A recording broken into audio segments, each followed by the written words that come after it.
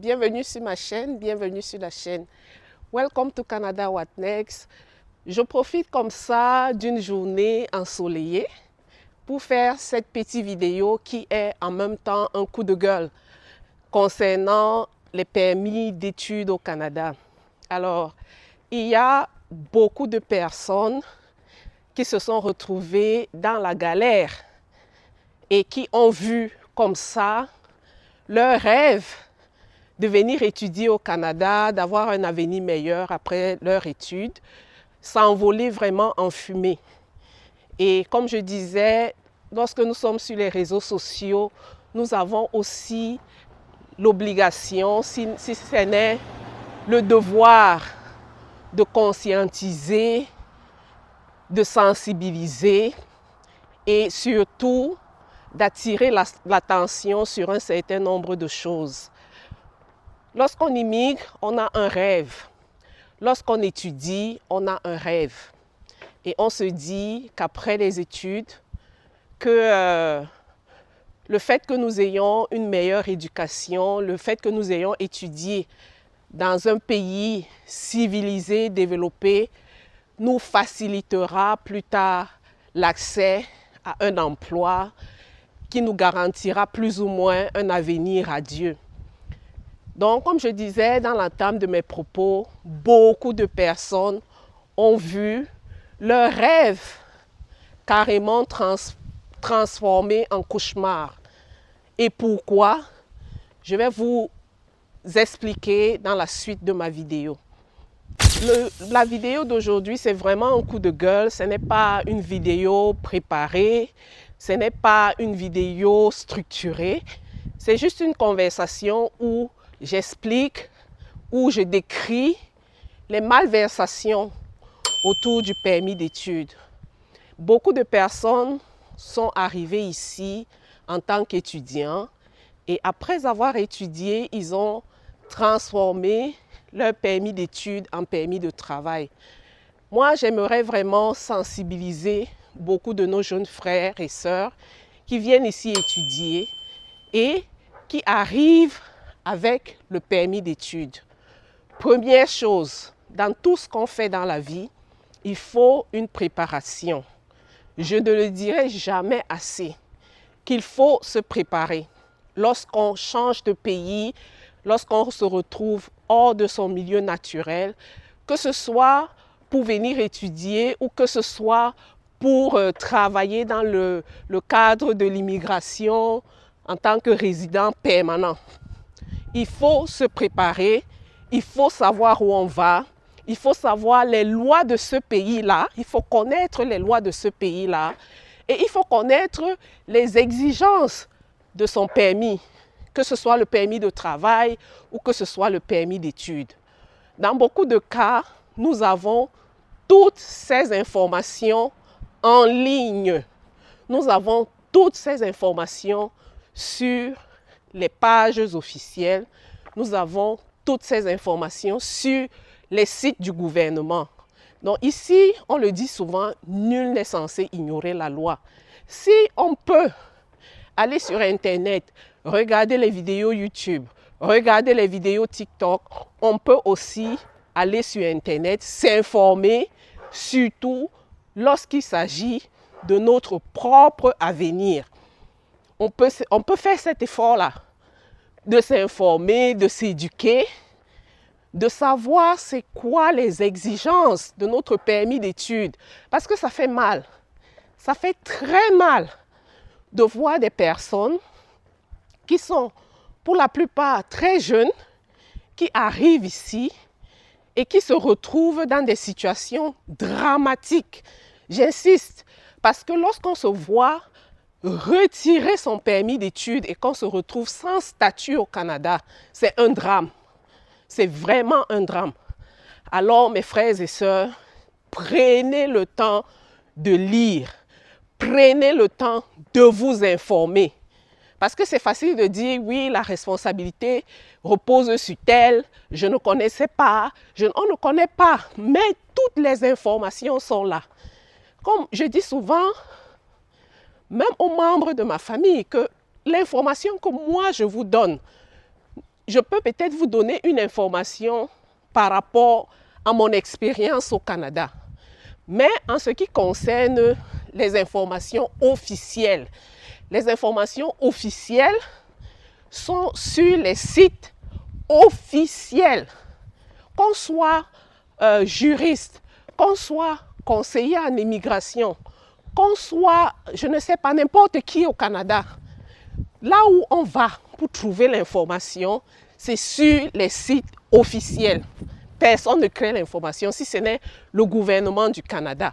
Et il faut que les gens retiennent ça une bonne fois pour toutes, qu'il y a beaucoup de choses qu'on peut faire. On peut aller, on lit soi-même ces informations, on peut aller, on monte soi-même son dossier, on a besoin de personne en réalité. On peut faire ces choses soi-même, on peut faire ces démarches soi-même. Il faut aller à la source pour avoir la bonne information. Lorsqu'on arrive ici avec un permis d'études, il y a des conditions. Et ces conditions-là, très souvent, sont mentionnées sur votre permis d'études. Lorsque vous arrivez, vous devez savoir, est-ce que j'ai le droit de travailler? Si oui, combien d'heures, combien de temps? Si je n'ai pas le droit de travailler, est-ce que je peux travailler hors campus, par exemple? Est-ce que je peux travailler sur le campus, par exemple? C'est quoi les exigences? Qu'est-ce que ça signifie travailler hors campus? Qu'est-ce que ça signifie travailler sur le campus? On a vu des étudiants se voir retirer leur permis d'études parce qu'ils ont travaillé plus d'heures que la loi ou que leur permis de travail l'exigeait. Donc, il faut faire attention, il faut s'informer, il faut aller à la source. Il faut aller à la source. Combien de temps est-ce que je peux travailler? Mon permis d'études me permet de travailler pendant combien de temps? À quelle période? Toutes ces informations-là se retrouvent sur les pages officielles. Donc, les pleurs qu'on entend là, oh, il y a un Africain qui s'est fait retirer le permis d'études, on pleure partout, on ne sait pas pourquoi. Il faut lire, il faut comprendre. Je comprends que les conditions sont difficiles, je comprends que c'est beaucoup de sacrifices pour des familles qui envoient leurs enfants étudier ici, mais s'il vous plaît, un enfant qu'on envoie étudier ici, il faut comprendre qu'on peut se battre, oui, mais la famille ne devrait pas se laver les mains.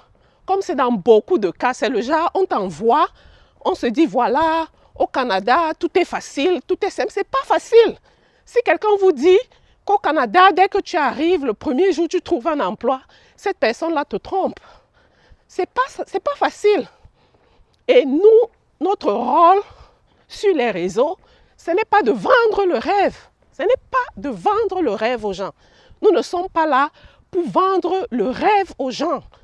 Nous sommes là pour leur dire, voilà, nous sommes au Canada, nous vivons au Canada, voici les réalités, voilà ce que ça prend. Oui, c'est possible d'avoir un rêve, oui, c'est possible de rêver, mais voici les réalités. Celui qui vous dit que c'est le paradis sur terre, on n'a aucun effort à fournir, cette personne vous trompe tout simplement. Donc pour revenir au permis d'études, il y a beaucoup de personnes qui se sont fait retirer leur statut au Canada, beaucoup de personnes qui se sont fait rapatrier parce qu'ils ont enfreint la loi. Ils ont tout simplement enfreint la loi. Donc, ce que vous devez savoir, c'est que lorsqu'on travaille au Canada et qu'on travaille pour un employeur, l'employeur doit payer les charges patronales, l'employeur doit vous déclarer et lorsque vous cessez le boulot, l'employeur doit envoyer un relevé d'emploi à Service Canada. Donc, c'est impossible. Si vous travaillez de manière légale ici au Canada, que le gouvernement ne sache combien de temps vous avez travaillé, combien d'heures et combien vous avez gagné. Donc, c'est impossible, tout simplement. Et lorsque vous allez sur le site du gouvernement, tout est mentionné. On dit quelles sont les conditions du permis d'études, à quel moment est-ce que vous devez travailler, parce que certains arrivent ici, ils n'ont même pas encore mis le pied à l'université, ils n'ont même pas encore commencé effectivement leurs études, qui sont déjà en train de travailler. Tu ne peux pas travailler si tu n'es pas encore en train d'étudier. Dans beaucoup de cas, toutes ces conditions, toujours même, toutes ces conditions sont mentionnées sur le site officiel du gouvernement canadien. Donc, lorsque vous arrivez, est-ce que je suis étudiant? Si je veux travailler sur le campus, quels sont les boulots auxquels j'ai droit si je veux travailler sur le campus? Où est-ce que je suis inscrit? Sur quel campus est-ce que j'étudie? Tout ça la joue. Parce que si vous êtes sur un campus X et que vous allez travailler sur un campus Y où vous ne prenez pas les cours, soyez sûr que vous serez en difficulté. Parce que c'est bien mentionné sur la page du gouvernement que vous ne devez travailler que sur le campus où vous êtes inscrit et sur le campus où vous prenez vos cours. Donc, si vous allez travailler dans un autre campus alors que vous n'y êtes pas inscrit, alors vous êtes dans l'illégalité tout simplement. Lorsque vous arrivez, le nombre d'heures, savoir je peux travailler pendant combien de temps, j'ai droit à travailler pendant combien d'heures pendant le semestre, j'ai le droit de travailler pendant combien d'heures hors semestre, parfois c'est illimité hors semestre, mais il faut se renseigner parce qu'il y a une chose aussi que les gens ne comprennent pas, c'est que les lois changent en fonction de la demande. Le pays dans lequel nous vivons, il y a eu un moment où il y avait une pénurie de main-d'œuvre, par exemple, et le gouvernement avait carrément levé les restrictions sur le nombre d'heures pendant lesquelles les étudiants avaient le droit de travailler, c'est-à-dire juste après la période Covid, dont les étudiants pouvaient travailler sans restriction, Mais on a enlevé cette mention-là. Au jour d'aujourd'hui, on est revenu à la normale. Donc, quand vous arrivez au Canada et que vous avez un permis d'études, renseignez-vous. Allez sur les pages officielles, allez lire. Si on est étudiant, on a le bac, on peut lire. Allez lire. Après là, c'est je ne savais pas, je ne savais pas, je ne savais pas. Allez lire, c'est écrit, c'est bien mentionné. Donc, savoir si on peut travailler, savoir où on peut travailler, savoir combien de temps est-ce qu'on peut travailler. Si, par exemple, on fait une pratique et que la pratique est incluse dans notre curriculum, dans notre cursus, ça se passe comment? Est-ce qu'il me faut un permis de travail pour cette pratique-là? Est-ce qu'il avait déjà été dit que le curriculum que je fais me donne absolument le droit de faire cette pratique-là? Vous devez vous informer. Il y va de votre vie, il y va de votre avenir. Autre chose concernant le permis d'études, les lettres d'admission. Les lettres d'admission. Il y a des personnes qui vous promettent la lune, il y a des personnes qui vous promettent de vous inscrire dans des établissements désignés, une inscription qu'un enfant qui a fait terminale, qui connaît comment aller sur Internet, peut faire soi-même. Au jour d'aujourd'hui, vous avez vos téléphones, vous regardez les lives, vous regardez tout. Quelqu'un avec la même connexion Internet peut aller sur les sites et contacter son université, contacter son école, contacter. Et ici, ce qu'on a de merveilleux dans les pays industrialisés, développés, c'est que on va toujours vous répondre. On va toujours vous répondre. Vous allez écrire, vous allez envoyer un email, on va toujours vous répondre. Pourquoi est-ce que vous voulez toujours passer par des marchands de rêve? pourquoi. Pourquoi est-ce que vous faites ça? Il y a des personnes qui se sont vues donner des lettres frauduleuses d'admission. Je suivais un reportage sur CBC, je n'ai pas envie que la vidéo soit très longue, où une jeune fille, elle était ressortissante du Nigeria, elle a immigré ici au Canada, ou bien elle est venue étudier avec une lettre d'admission frauduleuse. Dans le reportage, la jeune dame, elle clamait qu'elle n'était pas au courant que la lettre que son représentant, entre guillemets, lui avait donnée était frauduleuse. Donc, elle a fait ses études parce que très souvent, même si la première année, vous n'êtes pas inquiété, la deuxième année, vous n'êtes pas inquiété, tôt ou tard, ça finira toujours par vous rattraper. Parce que parfois, une enquête peut mettre 1 an, 2 ans, 3 ans, mais ce n'est pas que c'est gagné, c'est oublié. Donc, ce qui s'est passé, c'est que la dame, elle a fini par graduer, donc elle a fini son programme. Elle a fait la demande de résidence après, mais il s'est avéré que les enquêtes ont révélé qu'elle avait utilisé une lettre frauduleuse, une fausse lettre d'admission pour faire sa demande de permis d'études lorsqu'elle entrait au Canada. On a révoqué carrément son statut et il fallait qu'elle quitte le territoire canadien. Vous vous imaginez? Toute une souffrance, quelqu'un arrive, tu te bats, tu fais ton école, toutes ces sommes dépensées là. Après 3, 4 ans, on vient comme ça un matin te dire de partir. Si ce n'est pas le rêve brisé, c'est quoi? Ça s'appelle comment? Et tout ça là, parce qu'on n'est pas assez éveillé, parce qu'on ne prend pas des précautions, parce qu'on fait confiance aveuglement à certaines personnes, parce qu'on ne prend pas la peine de se renseigner. On ne prend pas la peine de se renseigner et on est à la limite paresseux. On ne veut rien faire nous-mêmes. Oui, je dénonce ça ce matin. Je sais qu'en commentaire, il y en a qui viendront peut-être dire des choses méchantes ou bien m'insulter même en commentaire, mais j'assume ce que je dis.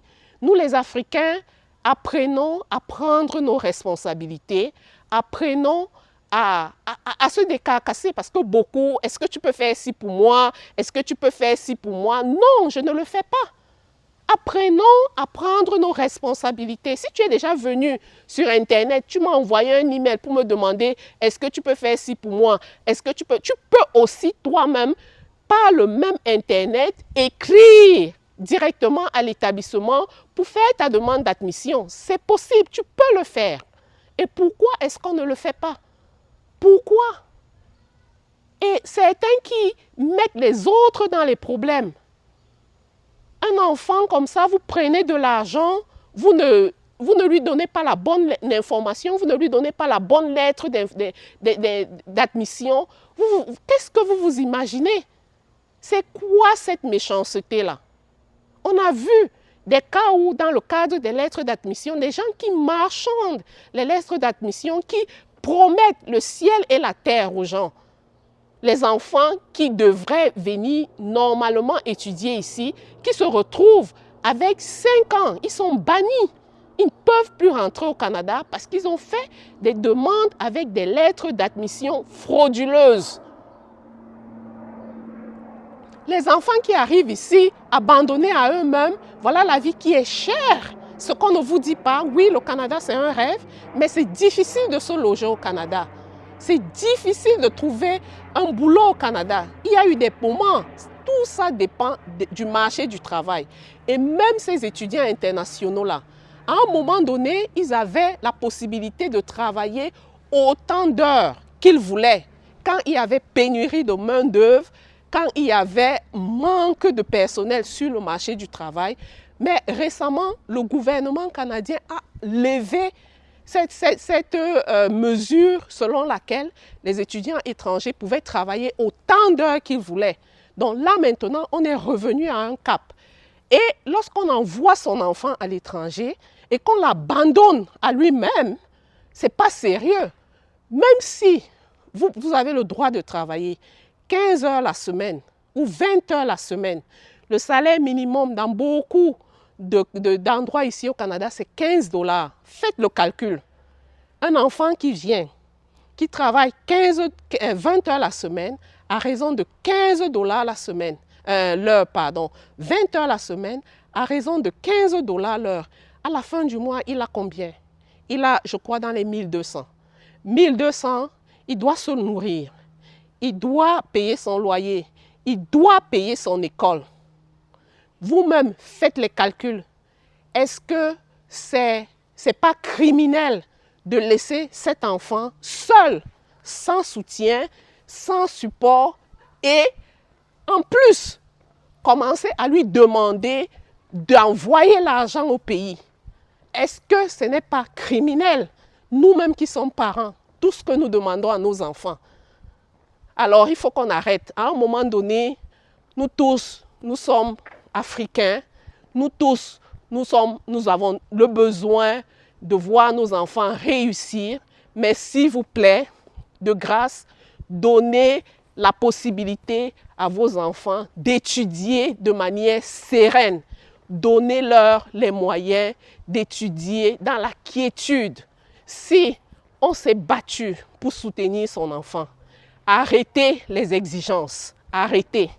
Laissez-le évoluer, laissez-les finir leurs études et ils pourront mieux nous soutenir, nous qui sommes en Afrique.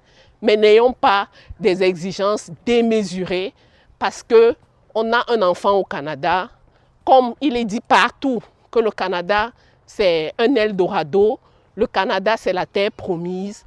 On souffre ici. C'est pas facile de trouver un travail, c'est pas facile de se loger, c'est pas facile. Je sais que c'est beaucoup mieux que dans certains pays, mais on a besoin du temps pour s'adapter. On a besoin de retrouver ses repères. Et lorsqu'on vient ici étudier, on vient étudier, on ne vient pas travailler. On peut travailler pour subvenir à certains petits besoins, on peut travailler pour essayer de gérer certains problèmes. Mais lorsqu'on arrive ici comme étudiant international, le but principal, c'est d'aller à l'école. C'est d'aller à l'école, c'est de faire ses études. Donc, chers parents, c'est mon coup de gueule ce matin. Arrêtons d'être toujours pointés, les Africains ici, franchement, ça ne nous honore pas. Et franchement, ça fait mal que chaque fois qu'on parle négativement d'une communauté, que ce soit nous qui apparaissons dans les médias, que ce soit nous, toujours un Africain, toujours. Donc, c'est mon coup de gueule. Cette vidéo, c'est vraiment une vidéo coup de gueule. On en a marre des cauchemars. Les enfants qui arrivent ici, ils ont quel âge? 18 ans, 20 ans, et qui se retrouvent rapatriés au Cameroun. Et tout ça là parce que, dans beaucoup de cas, c'est la méchanceté de nos compatriotes. Nous-mêmes, nous sommes méchants, c'est la méchanceté. Comment vous expliquer que quelqu'un qui vit ici au Canada, qui promet d'aider à obtenir une lettre d'admission, commence à marchander la lettre d'admission jusqu'à traficoter la lettre et l'enfant se voit bannir 5 ans. Tu ne peux pas postuler, tu ne peux pas venir au Canada. Est-ce que c'est normal? Donc, chers amis, la vidéo est déjà très longue. C'est mon coup de gueule ce matin. Pour nos frères et sœurs qui veulent étudier, le Canada, c'est un bon pays. On peut s'en sortir. On peut faire de bonnes études. Mais il faut être vigilant. Il faut soi-même prendre son destin en main. Il faut soi-même, si on ne peut pas faire ses démarches administratives soi-même, même si on se fait aider, il faut soi-même avoir un regard sur ce qui est fait. Vous ne pouvez pas confier votre destin comme ça entre les mains de quelqu'un et allez vous coucher. Vous ne savez même pas si l'établissement pour lequel on dit qu'on vous a inscrit est un établissement qui existe. Vous ne pouvez pas aller vous coucher. C'est tout à fait non seulement criminel pour la part des gens qui le font, mais aussi pour ceux qui acceptent que voilà, j'ai mon dossier, je te confie ma vie et je pars me coucher. Franchement, il faut arrêter. À un moment donné, on en a marre. Nous sommes fatigués qu'à chaque fois, ce soit toujours des Africains qui passent à la télé de manière négative. Négative. On en a marre. Il y en a marre, marre, marre. Donc arrêtez de blâmer les gens. C'est malheureux qu'on voit nos frères, nos sœurs se retrouver dans des situations comme ça, mais chacun devrait être responsable de son destin. Chacun devrait être responsable de son avenir, même si après on se fait aider, après on demande un conseil. Mais la responsabilité vous incombe au premier plan. C'est d'abord votre responsabilité. Parce que lorsqu'on vous rapatrie, vous êtes seul, hein? Comme on dit là, comme on le disait très souvent lorsqu'on était au lycée, on pouvait faire le désordre collectif. On disait souvent que le désordre est collectif, mais la sanction est individuelle. Lorsque vous commettez un acte, aux yeux de la loi, on ne veut pas savoir est-ce que tu savais, est-ce que tu ne savais pas. On te pénalise d'abord parce qu'on te dit que voilà, c'est d'abord ta responsabilité. Comme je venais d'expliquer, renseignez-vous, allez sur les pages officielles, allez lire c'est quoi les exigences, allez lire ce que ça prend. Nous tous, nous sommes des Africains. On sait que la vie est difficile, on sait que c'est beaucoup de sacrifices. Venir étudier au Canada, c'est beaucoup de sacrifices. Et c'est la raison pour laquelle moi je dis, avoir fait tout ce parcours-là et qu'à la fin, qu'on vous enlève ce permis d'études, c'est vraiment un drame. C'est un drame. C'est un drame qu'on décrit et franchement, ça fait mal. Honnêtement, ça fait très mal de voir des personnes, des jeunes personnes qui arrivent ici, pour la plupart, qui viennent étudier et qui se retrouvent comme ça, privés de statut au Canada. On leur enlève leur permis d'études et qui se retrouvent avec leurs rêves brisés pratiquement. Tout simplement parce qu'on n'a pas été vigilant, on n'a pas lu, on a confié son avenir aux marchands de rêves, comme je le dis. En ce qui concerne les lettres d'admission, tout le monde peut écrire à l'université, tout le monde peut écrire au collège, tout le monde peut écrire au cégep et ils vont toujours vous répondre. Il y a quelque temps dans les journaux, dans les médias, on a vu comment le gouvernement canadien a passé des milliers de lettres d'admission au peigne fin, où on a découvert plein d'étudiants qui sont arrivés ici avec des lettres d'admission frauduleuses.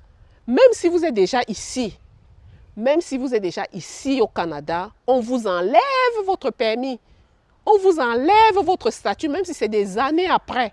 Si on découvre que les documents que vous avez utilisés pour faire votre demande d'admission, les documents que vous avez utilisés pour obtenir votre permis d'études n'étaient pas conformes, étaient frauduleux, eh bien, on va simplement vous enlever vos papiers. Et là, on va mettre un ordre de déportation sur vous et vous devez quitter le territoire.